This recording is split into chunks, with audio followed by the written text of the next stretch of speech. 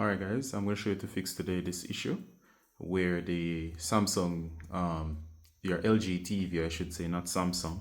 So this is a LG TV where it's not, the volume button is not working. So here's the remote.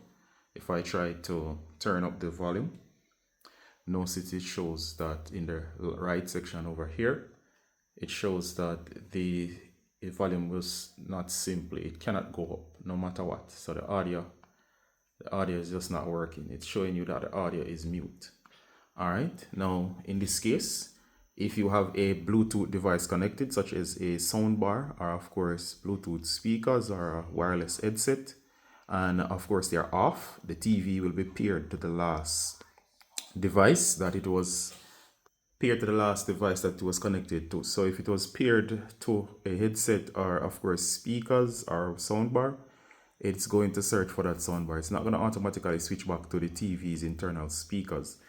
So in a case like that, you'll have to manually do so, especially if you cannot turn on back the Bluetooth speakers. So go ahead and turn on your Bluetooth speaker if they're off, or if somebody had paired the Bluetooth speakers before, go ahead and turn them back on. So as you can see, it's not working. So it's gonna go to settings. So go ahead and bring up your settings. Once you bring up your settings, you're gonna go down to all settings. All right, and I'm just showing you what to do. So if you didn't turn on the Bluetooth speakers, this is the way to switch back the TV to its normal function. All right, notice it says here sound or sound output device.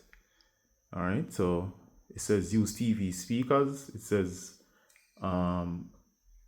here it's showing you optical device or whatever that is. Go here to use TV speakers and select use TV speakers.